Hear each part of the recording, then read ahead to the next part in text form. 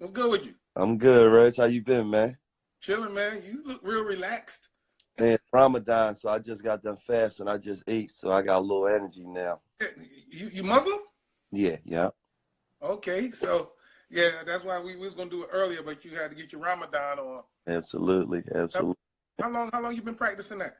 Well, no, my name from birth is Farad Nasir, so I've been Muslim my whole life. Okay, so you never ate pork, none of that all your life. Life. Wow. Mm-mm. I haven't ate pork in man, it's probably about 15 years now. Yeah, that's good, man. Pork is pigs are the dirtiest animals. They eat their own shit. Yeah, I don't do that no more. Right now, I'm on only meat I eat is chicken. I Yeah, don't want the meat. well, I eat ground beef. I eat chicken, a little bit of fish. Yeah, that's good. I don't eat no So, pork. how you holding up during the whole quarantine thing right now? Man, I'm just, you know how they say surviving R. Kelly. I'm surviving coronavirus, man.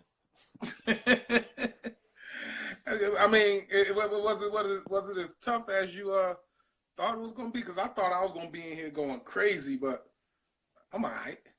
Well, me and my woman beefing, and, uh, so I ain't probably ain't had no buns in like 2.5 weeks, and it's Ramadan, and I can't smoke, so a nigga on stressing me street a Yeah, little.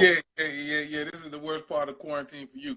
But I ain't tapping out. I ain't apologizing to her. None of that. She wrong. She wrong. Yeah, Is she wrong for real, yo? yeah.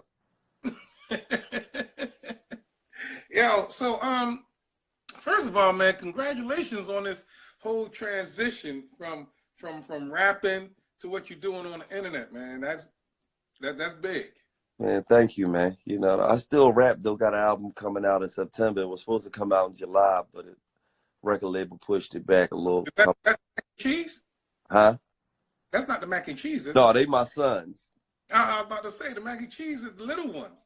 Yeah, they my You sons. work, you I'm working. coming out. I put out an album a few years back called $1,000,000 Worth of Game. I'm coming out with part two. Oh, I mean, it's only right. You got the podcast $1,000,000 worth of game, right? Absolutely. Yeah, and since I've known you, you always had game. Absolutely.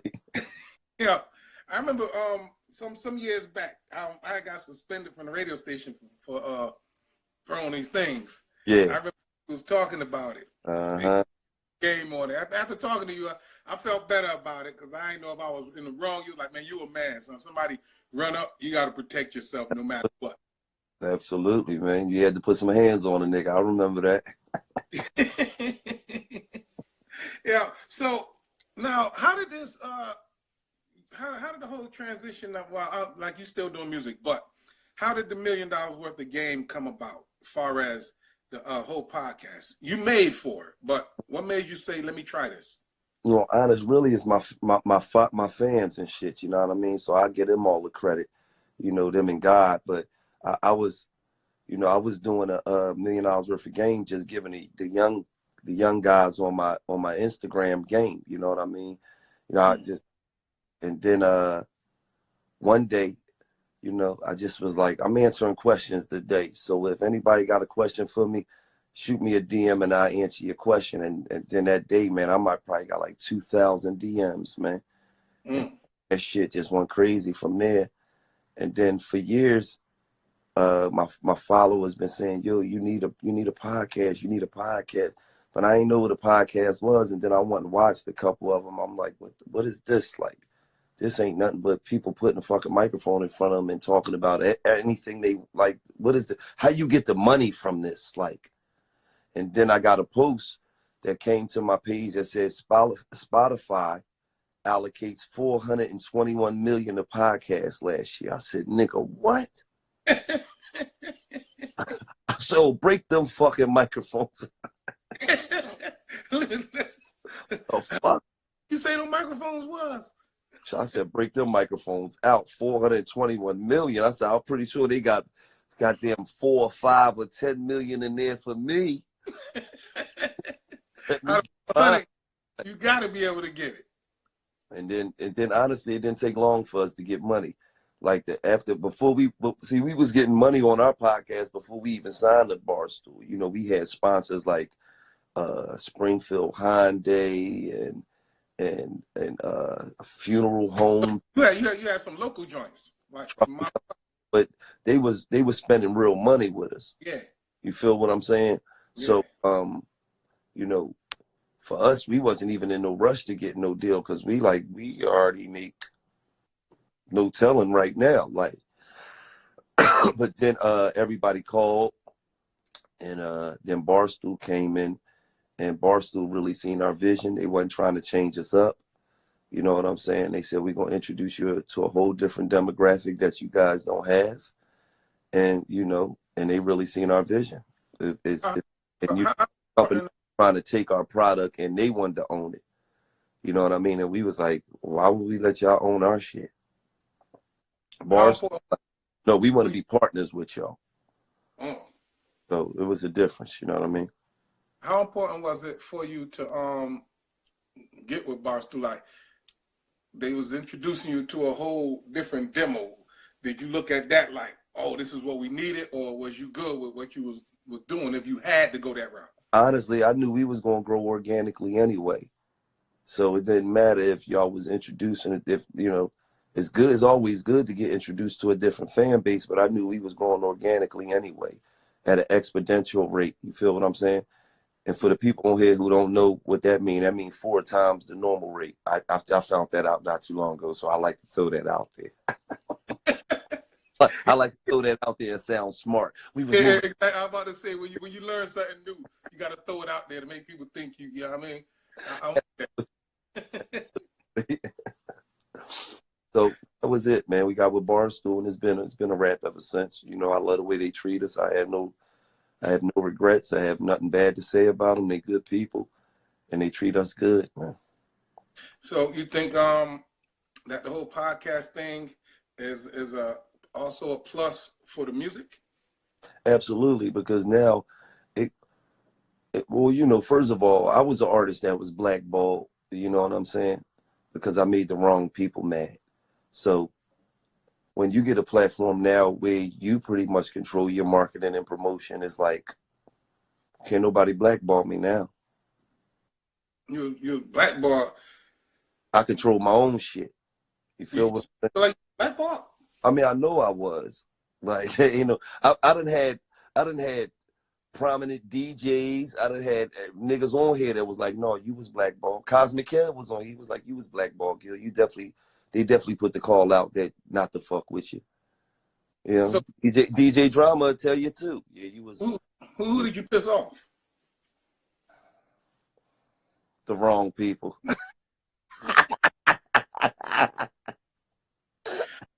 Was well, I know you and Wayne had y'all little thing for a second. Did it have anything to do with that? Yeah, they was one of the people I pissed off. Then you got to understand, when you are artist and you want to come up and you make a company that's worth $200 million mad, it's easy for them to call around, and because motherfuckers gonna side with them because they the $200 million company and you the nigga that's trying to blow. Now, what did you do to rub them the wrong way? Like, I mean, at the end of the day, like, okay, prime example. Give you a prime example. This just is one example that I'm gonna get into. Okay, so for the people that don't know, Wayne dissed me first. I didn't diss Lil Wayne. He dissed me first on a song called Problem Solver. Gillie, man, you don't want to fuck with me. The gunner go busting and irking and some shit he said, right? So I just responded. That's all I did. I just responded. But because, like you said, they're the $200 million people, and you. I'm gonna finish. Okay. At the time, DJ Drama is the biggest DJ in the world. He got gangster grills. Everybody got it. Niggas, all the poppin' artists is putting out gangster grills with DJ Drama. Jeezy, Wayne, Tip, Gillie. DJ Drama reached out to me to put the gangster grills out. Let's do it. You feel me? Let's get this shit done. Let's make it happen.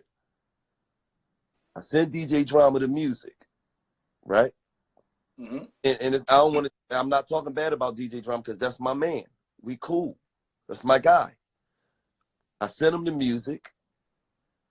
I called him. I said, yeah, I just sent you the music. I said, but listen, I got this. Wayne dissed me. He put out a song called Problem Solver. He dissed me. Yeah, I heard about it. Yeah, I said, I'm about to put this diss record out, but I didn't send it to you because I knew you and Wayne relationship is cool, and I don't want to put you in the middle of that. But I just wanted to let you know I'm about to put this diss record out. Drama responds saying, no, it's cool. I don't get into that. I'm a DJ. Just send me the record. You feel what I'm saying? I don't get into it. My job is to play hot records. I'm like, oh, okay, cool. He like, but I'm about to leave to go overseas. And you know what I'm saying? When I come back, we're going to put the tape out. He leave. He go overseas. I drop the joint. God damn it, Dwayne Carter. You kiss Stunner in his mouth. Fuck you, Birdman daughter. And I put out the picture of them like this in the middle of kissing. Right? Mm-hmm. When Drama landed back in the country, that nigga phone went crazy. Bring, bring, bring, bring, bring, bring, bring. Baby from Cash Money on there sending all kinds of threats and Wayne will never work with you again and you better not put that mixtape out. And I get a call from Drama. We can't put the mixtape out. We got to hold off on it. Mm. That's a blackball. Yeah. At that time, Wayne and them was it. Now, me, I got that finished. Personally, at the time, I'm in a different mind frame. Feel what I'm saying? I'm still an all-out street nigga. So I'm on the phone like, man, fuck them bitch-ass niggas, man. I slap shit out of Baby. I'm like, I'm on the phone losing my fucking mind. Them fucking bitches. Man, them bitch-ass niggas. Them niggas is pussies. I'm on the phone losing my mind. I'm talking about my fucking mind. Because the reality of it is I just was with these niggas for 3.5 years. These niggas ain't cut like that. Mm. I'm just telling the truth. These niggas ain't gonna throw rice at a Chinese wedding, man. You know what I'm saying? So I don't give a fuck about all the writing on your face and so I'm losing my fucking mind. How dare you disrespect a real nigga like me for a bitch ass nigga like I'm losing my mind, Reg. Now you saying this to who? To Drama. Now Drama's originally from Philly. Yes. So was that? So listen, that made it even more of a sting. Because it's like, you from Philly, bro. But now I'm older and I look back at it, he probably did the smart thing. Business-wise. As far as business-wise. At that time, I'm a young nigga, man. I'm trying to get on, man. Fuck these bitch-ass niggas who already got money, man. I'm on that type of time. You feel what I'm saying? Now, as I get older, I look at him and I say, I can't really be too mad at him. Nigga had to get his money. At that time, he wasn't rich. He didn't have the money he got now. You feel what I'm saying? He still was trying to position himself, and he went with the bigger artist over the nigga that wasn't on yet, over the nigga that he knew was scorching hot, he knew was about to blow, but at the end of the day, you not on yet, nigga. Yeah. This nigga, I got tapes out with this nigga. Me and him, he played a major part in the foundation that I laid. So if I got to pick between A and B, I'm picking A. Mm-hmm. But at the time, I wasn't trying to hear that shit. I felt as though all DJs were supposed to play fair. Their job was to chase hot records. Their job wasn't to choose sides between the artists. But then, as life go on, you see all these DJs do that shit. Business. When you say all DJs, they do what? Make the best business deal or help blackball? Listen, all these niggas could be bought. All they gotta do is get the don't stop playing that. Here you go, send a little money to your account. Shoot, they take your shit right off. They was just dropping bombs on your shit. All these niggas could be bought, man. So at the end of the day, you realize that okay, cool. But one thing I understood is you can't blackball God. You look up 20 years later, now Wayne trying to do what I'm doing.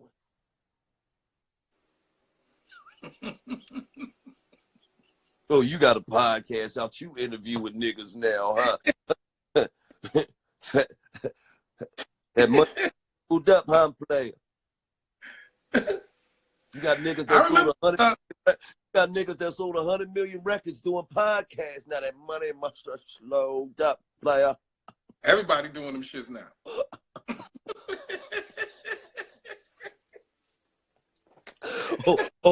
Quarantine got niggas low, busted and disgusted, huh?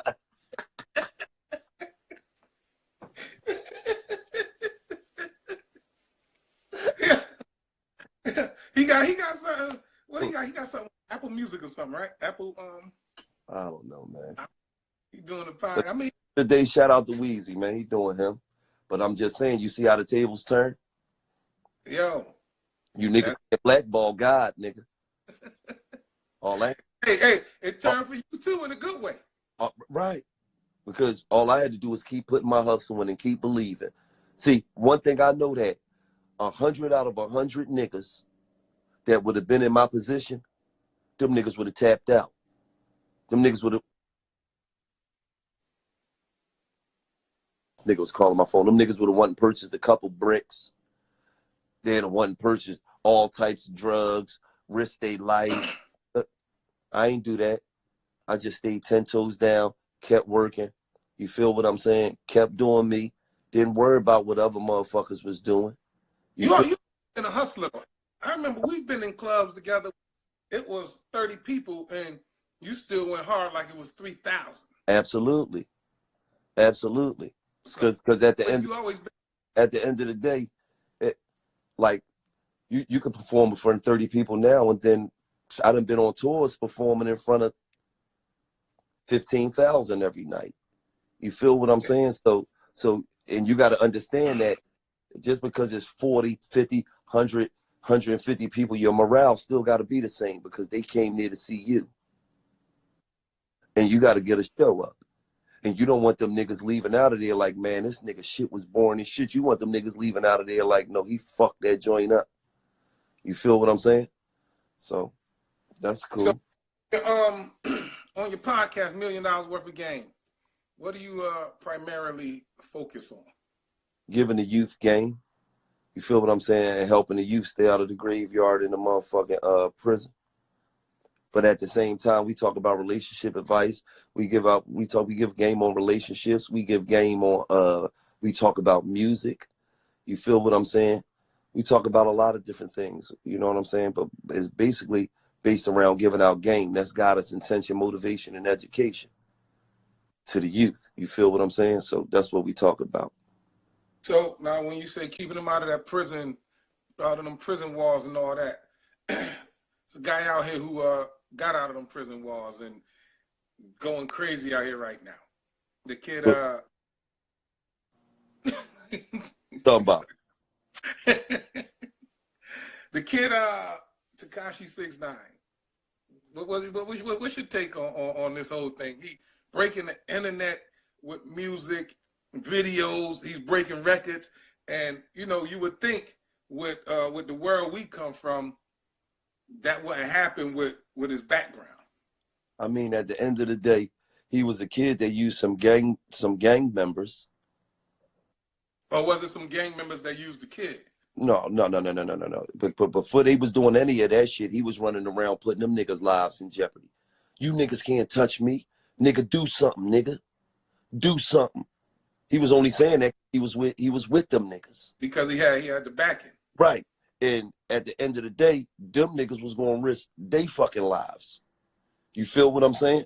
So at the end of the day, when you get in, when you sign up to the streets, when you go to the streets and you push the subscribe button and you like, this what I'm into, I'm gonna run around. I'm gonna throw the bees up. I'm gonna act like a blood. I'm gonna talk crazy to everybody. I'm gonna troll everybody.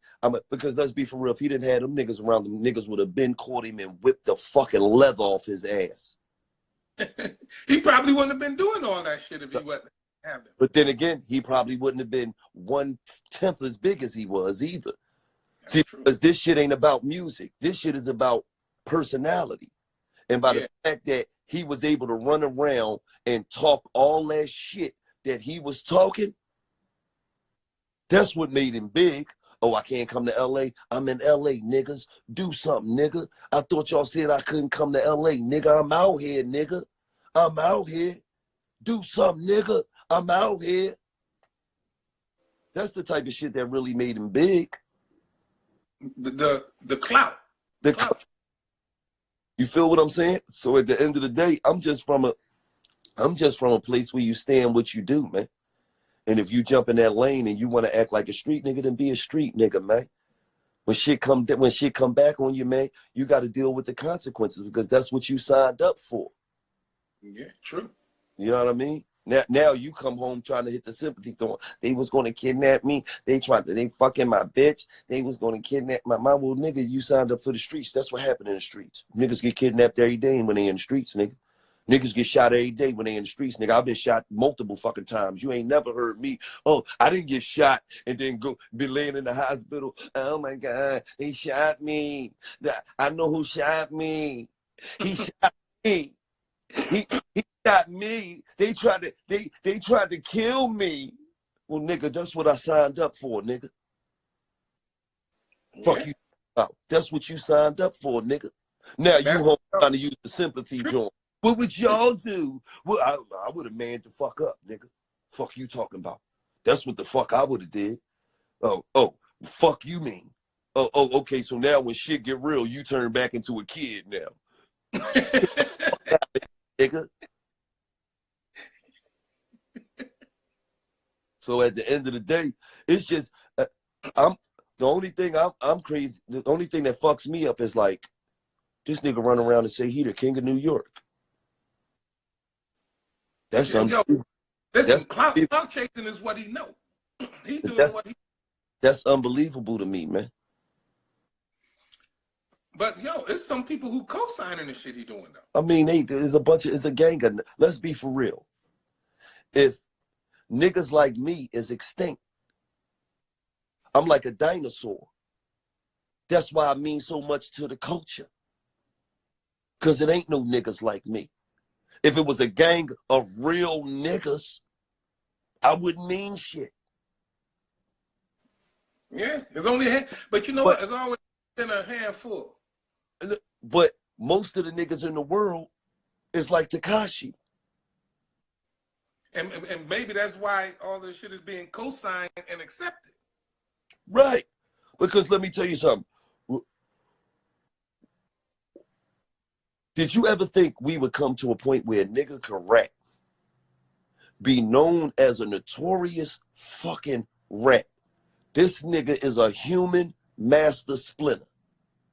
This nigga shoots a video and say, I'm a rat, ha ha ha ha ha, with a rat face on. And niggas is running around playing that shit. I'm a rat, ha ha ha, I'm a rat. What the fuck is going on out this joint? And then they say it's just the new generation. It's different now. Right. And all to the new generation, y'all niggas y'all live in a generation rat. That's what y'all fucking rat. What is it? Generation rat? Generation rat. So nothing else. Call y'all, because let me tell you something. In my generation, that nigga wouldn't have got a play. That nigga wouldn't have got one spin. This generation niggas take up for him. This generation rat, nigga. Yeah. So tell me this, if you in generation rat, how do a real nigga fit in? You got music coming out.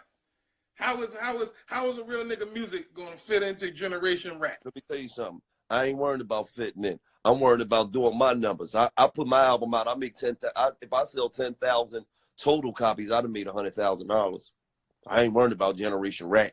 If I sell 50,000, I'd have made 150 bands. I ain't worried about Generation Rat.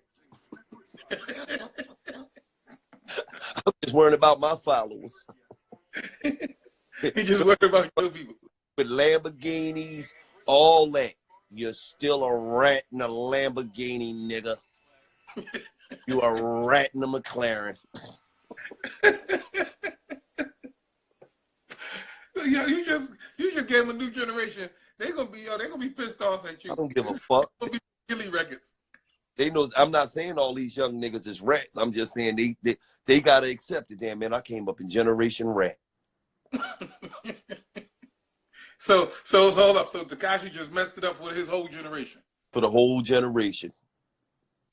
He messed it up. Generation Rat. So now tell me this. You putting out another project, $1 million worth of game. Mm-hmm. I mean, is it easier for you to record this because you're doing it on your own? You don't have no deadlines. You don't have nobody down your back saying, that's cool, but that ain't the one we want to push, or you know what I mean? You doing Well, it. my came out on Figure Gang Entertainment. You feel what I'm saying? So at the end of the day, it's like I ain't never had no deadlines. And then if I ever had, when we sit down with my team and we come up with a deadline, I'll always make the deadline because I'm a hustler. I'm like Tupac. I go in the studio today. I'm recording 3 songs. Then I'm going back tomorrow and I'm recording 3 songs. Then I'm going back tomorrow and I'm recording. After 10 days, I got 20, 30 motherfucking songs. After motherfucking 20 days, shit, I got 50 fucking songs. We go, okay, come on, let's pick 12. Let's go. So my hustle is impeccable. That's why it don't matter. There's motherfuckers that never heard of me, but I done performed in a city and it was a packed house. So somebody, I mean, you probably got a new fan base from doing what you do on the internet. If they haven't heard of Gillie from Major Figures, yeah, that's us. mm-hmm. You know what I mean? Mm-hmm. Or work that you did when you was with Wayne and Cash Money. Mm-hmm. I mean, now you put out music, it's like a whole new artist to them. Right. But at the end of the day, people tend to support you and tend to buy your records when they could get in tune with who you are. Yeah, it's a personality game now. And one thing about my followers, they get to see me every day. They get to interact with me every day, so they know who I am. And they appreciate me for who I am. You feel what I'm saying? See, it's easy. It's niggas that come here. It's niggas that come every day. Okay, gold all in my chain. Gold all in my rings. Gold all in my watch. Don't believe me, just watch, nigga. He came in, he had a little hit, but niggas ain't know who he was. So guess what happened? You're here today and you're gone tomorrow. But when people feel like they know who you is, like Tupac was my favorite artist because I felt like I knew that nigga personally. Feel me? Yeah. Biggie was one of my favorite artists because you felt like you knew this nigga personally. Snoop probably because they was talking shit that you know what I mean, that you can identify. Snoop was one of my favorite. Snoop is one of my all-time favorite artists. Like as a young nigga, I just want to smoke with Snoop, man. I just want to smoke with that nigga one time, man. You feel what I'm? You felt like you knew this nigga. You feel what I'm saying? Nowadays, you don't feel like you know the artist. I mean, the game is different. Remember, you used to have an album. Dudes are scared to put albums out now. It's a single-driven business. Because albums expose niggas. And then once you get exposed, it's over. You put your album out, sell 3,200 copies. That's cool for a nigga like me. I sold 3,200 copies my first week. I made 32,000. I'm cool. I just put that 32 on top of the rest. Let's go. When you sign to a label, 3,200 copies, nigga. We can need to have a meeting. Would you come on in? Sign these papers. We don't want you no fucking more. 3,200 copies, nigga. Would you ever sign to a major again? Huh? Would you ever sign to a major again? Why? For what? I mean, you've been on a label before. You know what signing to a label get you. Hey, listen. When signing to a label get you is a fucking thumb in your ass. That's what they want to put it. Thumb in your ass. Treat you like a puppet. That's what they want to do. Like, if I sign my youngest to a label, it's gonna be more distribution. You feel what I'm saying? Like, that's it. Like, y'all not gonna give us, unless they say, okay, we gonna give you $1.5 million. Oh, okay, cool. Cause listen, my youngest get $1.5 million. Okay, cool. I'm gonna get y'all niggas about 7 houses a piece. Just in case this rap shit don't work, you niggas is gonna be making somewhere from 10 to 14,000 a fucking month off of renting these houses out, and you niggas will be good for the rest of your motherfucking life. Yeah. But what you gonna do? You gonna get, yeah? We want to give you a $200,000 advance. Oh, no. We wiped our ass with that. My son just made $8,000 in the last week and a half selling T-shirts. Y'all can kiss our ass with your tongue out, bitch. We cool. We cool. So it got to be in the millions for you to sign Mac and Cheese. Serious money. But then again, when we come into the label, y'all want us here because we the fuck on fire. That's the only way they want niggas now. Right. So if we on fire, then give us some on fire money. Because we don't need no cars. We drove up here in our cars. We don't fuck about no cars. We got cars outside. We ain't them type of artists. Oh, my dad set us up. Yeah, we 21. We got cars. We ain't worrying about that. Wait, jewelry. No. We came in here with our shit on. Yeah, our shit real. Let's do the diamond tester challenge and see how many young niggas run the diamond tester. None of them, because none of their shit ain't real. They all running around here with foo-foo on. They all running around here with the dumb shit on. They all went and seen Raheem the jeweler. No. We got real shit. We cool. We don't give a fuck about jewelry. We don't give a fuck about cars. We got that. We don't give a fuck about bitches. You want to see one of my bitches? Hey, baby, I left her in the lobby. Baby, come on in here. Yeah, that's how my son just know. This one of my bitches right here. You see her? Yeah, she look like a young Halle Berry, don't she? All right, yeah, go sit back out in the lobby till we get done, baby. We ain't impressed by bitches, money, and jewelry and cars. No. We've been getting money since we was 20. Our dad put the hustle in us. We cool. We good. What you got for us, though? 800,000. Hold on, let me think about it. You're killing me, man. You know we really wanted 1.3, but all right, where we sign that?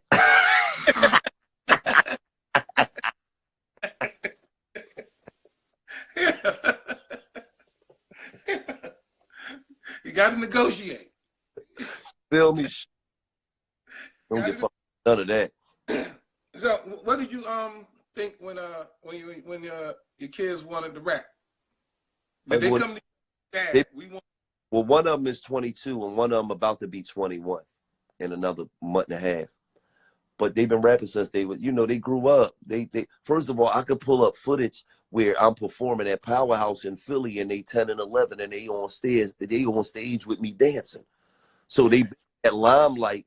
They always been popular. They always been the most popular kids in their school because, nigga, we got pictures with Rihanna. We in the studio with Will Smith.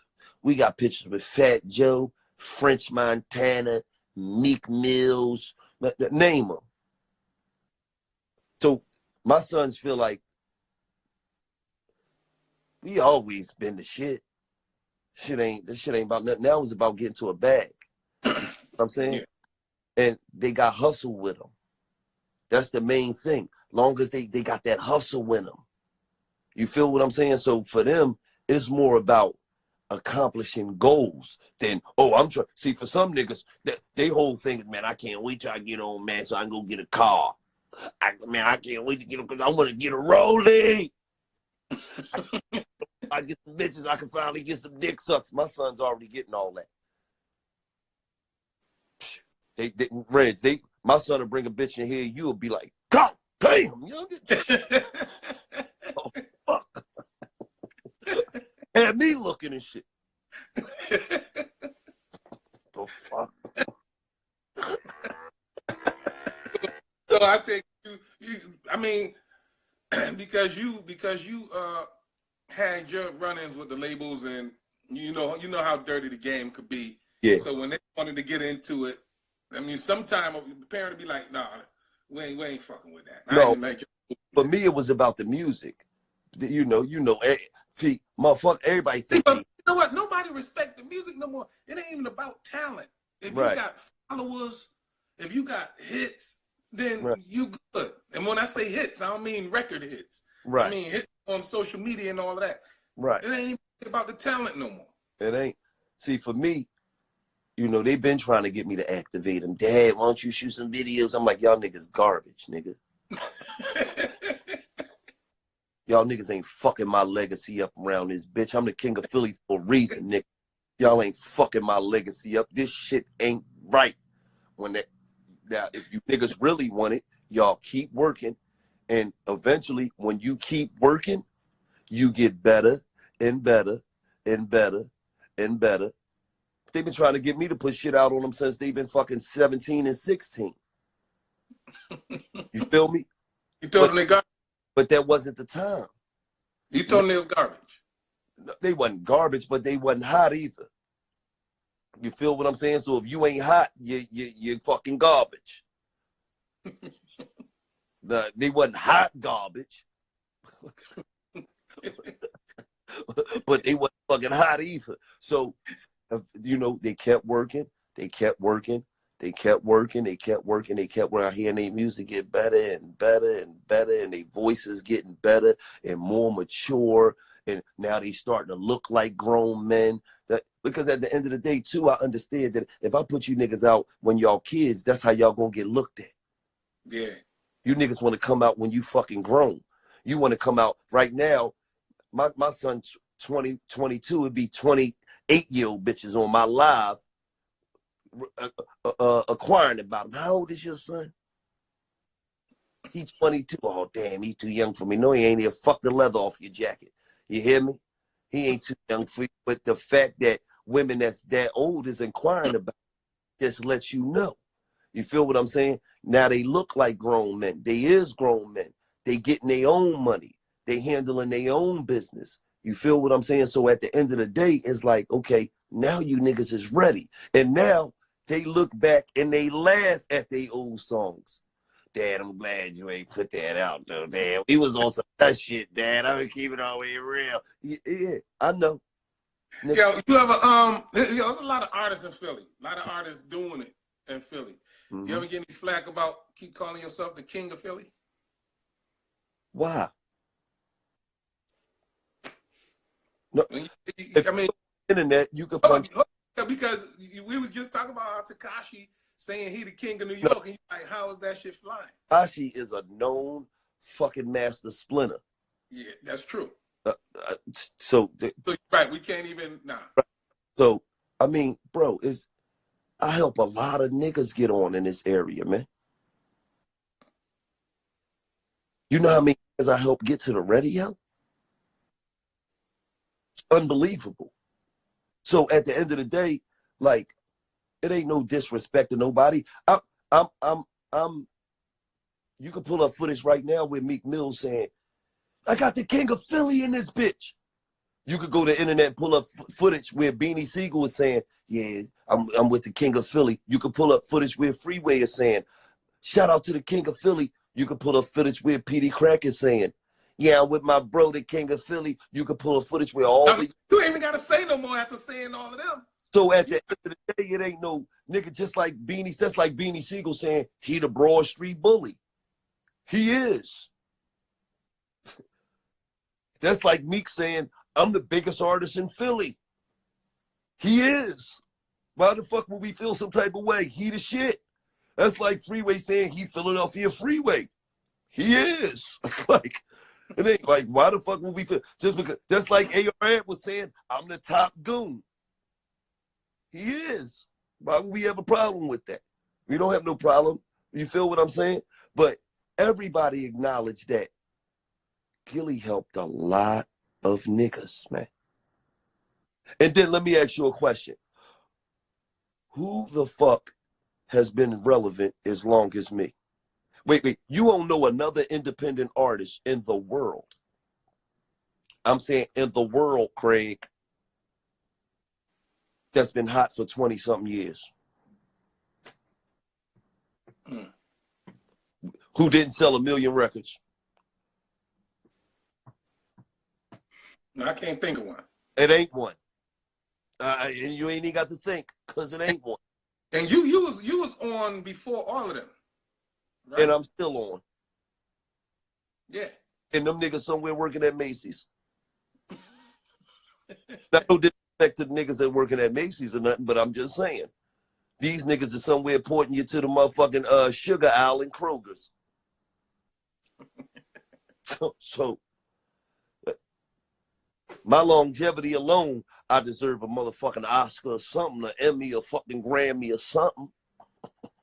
And the King of Philly is not just talking about music. That's just No, the Philly is talking about longevity. It's talking about how many niggas you have. Because let me tell you something: a real person's legacy is really based upon how many niggas you pulled out the water.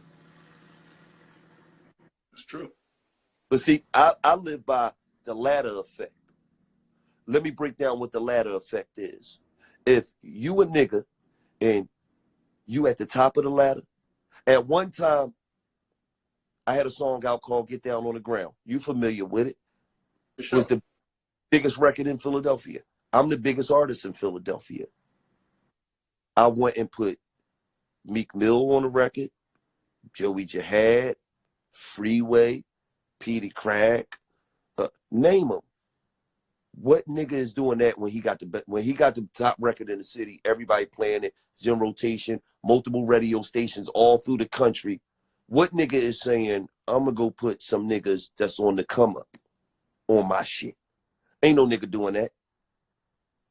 No, they not. You feel what I'm saying? But I always had the mindset of, damn, if I'm the nigga at the top of the ladder and I reach down and grab somebody's hand, when I come off the top of the ladder and I go down, what does that do to them? It pulls them up. So guess what? I'm still connected to the top of the ladder. And when you're going down, if he's up there, he can reach back and pull you back up. Absolutely. But if you done been blessed for God to bless you and put you in a situation where every time you go outside, women is running up on you, kids, aunts, uncles, all type, everybody running up on you. But you ain't helped pull nobody out the water. You a fucking nut. Because somebody reached down and pulled you the fuck out the water. Yeah. You didn't by yourself. For sure. It took for Tony Draper to reach down and pull me out the water. Feel me? It took for Rick Ross to pull Meek Mills out the water. Right? So anybody who got on got help, basically. Yes. Because you know how many niggas be hot today and they be freezing fucking cold tomorrow? Because when they was hot, nobody pulled them out the water. Oh, when they was hot, they didn't pull nobody else. Now, granted, I put my work in, though. God seen me put the work in. Granted, Meek Mill put his work in. See, the one thing that you can say whatever you want about that nigga Meek Mill. You don't like him, whatever you want. One thing you cannot say is that nigga ain't a motherfucking hustler. Because let me tell you something. That motherfucking kid, that nigga hustle is impeccable. When that nigga didn't have two fucking quarters to rub together, that nigga was in the studio religiously. He showed God he wanted that shit. And I used to tell him as a young boy, I love your hustle, man. You hustle way harder than any of these niggas. I'm going to keep it all way real. Your hustle is impeccable. So now I look up at him. I just was in the studio with him probably maybe about 3 weeks to a month ago. He in New York. I stopped past the studio and we busting it up. And I told him, I said, nigga, your hustle always been special, bro. That's one thing I admire about you. You know how to hustle. Because at the end of the day, you can have all the talent in the world. But if you don't know how to fucking hustle, that shit don't mean nothing. And that Oh, nigga, you know what they say? Hard work beat talent when talent don't work hard. absolutely. And he had talent and he had. Matter of fact, he worked so hard, his hard work might supersede his talent. Damn. And he a talented motherfucker. Feel me? Yeah. So I'm telling you, I seen it in him at an early age, man. And I seen other niggas in our city who had the same fucking opportunity. But them niggas hustle wasn't shit. Mm. That's why a lot of them niggas are sitting around mad at life. If they could screw their own leg off and kick themselves in the ass, they'd do it. Because you know how many niggas sit around and say, damn, man, I wish I'd have went harder. Well, that's on you, nigga. That your time then came and went, nigga. Sometimes people don't believe a time can come and go. I know, because you got niggas out here that be 47 years old that never had a buzz and they still talk about their mixtape coming out. What the fuck? What's the name of your mixtape? Pop Pop Volume 12?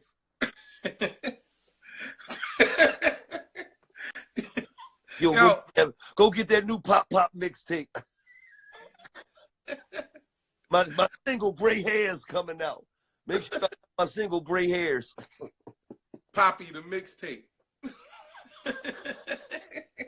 Yo, so tell me this: when you first started rapping, and I asked this because, you know, here in Hartford is a lot of artists. Here in Connecticut, period, there's a lot of artists, and some of them sometimes it ain't your time yet. You know what I'm saying? Mm-hmm. And when they're not getting on, or when they're not getting what they feel like they should get, they start blaming people. You ever played the blame game before you got on? No, because I understand that God got me. I always say I'm a man. One thing, even when I was out here and I was crazy as a bitch, I always had a relationship with God. You feel what I'm saying? That's just how I was raised. You feel what I'm saying? All my sisters, everybody's garbed up all the time. My nieces, mom, my dad got his stove on all the time. I always had a relationship with God. My dad would always call me, hey boy, you need to get, I ain't seen you at the Mass Jig. Hey, yeah, he knew I was running around here crazier than a motherfucker. You feel what I'm saying? But I always had people to remind me, so you ain't gonna bump your head on that carpet? You know what? So even as a young nigga, I always had a relationship with God, and I always understood that your blessings come from God, and your blessings don't come from Def Jam, it don't come from Rockefeller, it don't come from Warner Brothers, it don't come from Sony, it don't come from none of the fucking record labels. None of that shit. Your blessings come from God. And when you put the work in and God understand that you put the work in and you want it, that's when he gonna bless you. See, first he gonna stress you, then he gonna bless you. But you gotta show that you want it. You feel what I'm saying? He gonna test you and it might stress you, but then he gonna bless you. I don't went through the test, the stress, and I'm going through the motherfucking bless. Getting your blessings right now. You hear me? So at the end of the day, I always understood that. You feel me? I never put my faith in a man. Oh, I hope he does this for me. Oh, I gotta get in front of this person because no, if it's meant, God gonna put you in front of that person.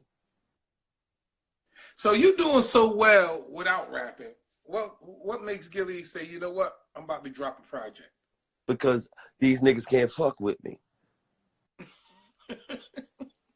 Just like I just went on Sway in the morning, right? Yeah. Sway put me on Front Street, made me rap. 1,300 people reposted it. OG still got it. God damn, OG.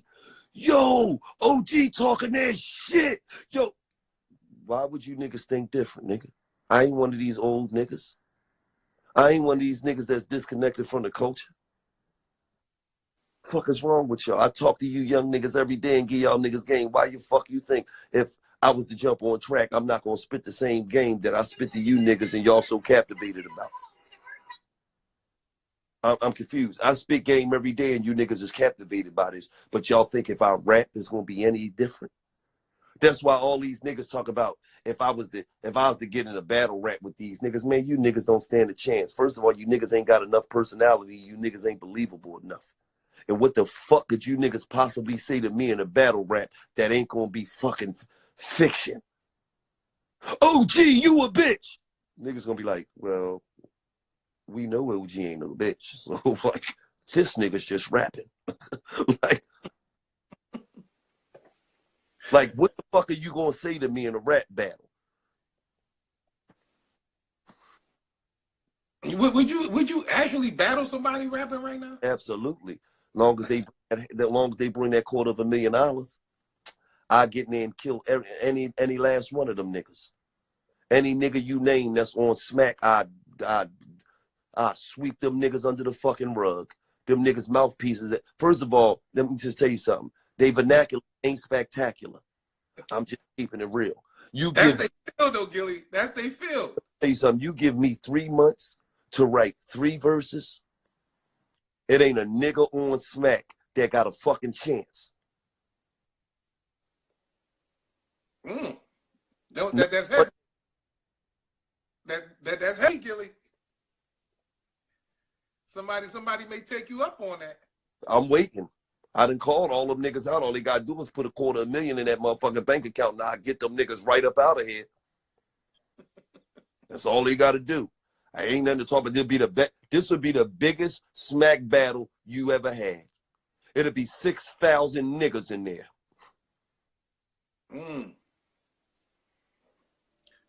Listen, I know you can rap. No, I can rap. It's the difference. Okay, listen. And I don't mean to make the comparison, but they say Mike Tyson trying to come back. I don't believe he can do it. Let me tell you something. You put Mike Tyson in the ring, one of them young duck ass niggas, he'll knock him clean the fuck out. Yeah, hold up. Not one of them young thorough niggas though. No, but listen, there's a difference because that's a physical sport. This ain't a physical sport. This is a mental sport. Hey, we seen what happened to what's my man name who battled LL back in the day? Cannabis. Absolutely. Got Cannabis the fuck out of there. You ain't heard from Cannabis ever since.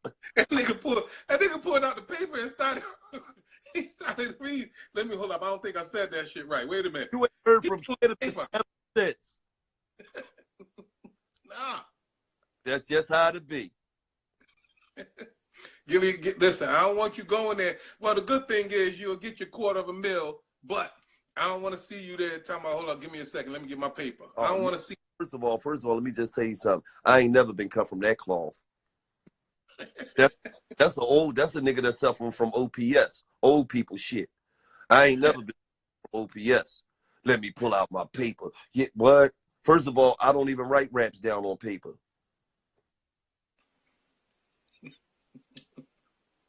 So let's keep it real. I wanted Lil Wayne diss me, and I went back at him when he was the biggest rapper. So he dissed you. He just out the blue. He just dissed out you. Blue. Just you can pull it up out the blue. Just in the he just woke up and said, well, I'm gonna write something about Gillie. No. Listen, honestly, because we had a relationship. 3 people called me and said, yo, I think Wayne dissing you on this song. I didn't take that shit serious because I'm like, I just talked to fucking Wayne. He was in New York trying to get a deal with Jay-Z. Now, why the fuck would he diss me? That don't make no sense. Y'all niggas reaching. And then one day I was picking a nigga up named Pimpin' Magnolia from New Orleans, from the airport. When he got in my car and we riding from the airport, a nigga called me and said, yo, Gil, Wayne got this song out that sound like he coming at you. He said your name in it. I said, then I turned to my man from New York. I said, yo, man, it's the third nigga that called me and said Wayne got a song out dissing me. And my man, Pimpin' Magnolia, said, oh, yeah, he do. I heard that shit, but that shit ain't about nothing. I said, wait, he do?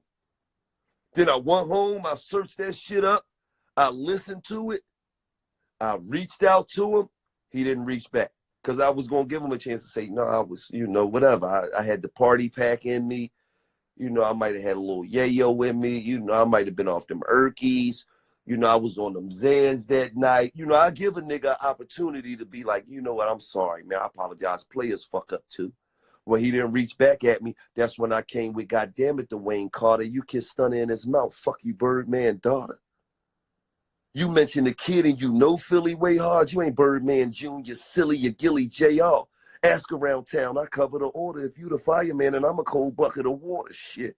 I cool you down as fast as you heat it up. Cause you ain't even you just Gillie, repeat it up, speed it up. I'm two-seated up, outside white, inside tan and brown. Nigga, use a hand-me-down, stunner old cribs, stunner old whibs. You even wife Trina, that stunner old bitch. You're not like a G, you're more like a broad. You're Weezy F, baby, but F stands for fraud. Come on, little nigga, you're nothing like a threat. You're 4 albums in and ain't received a publishing check. So stop playing with me, boy. For an OG, spank you with the cannon. Give you all 17 shots from the cannon. Nigga, you ain't never, ever, ever been a cannon.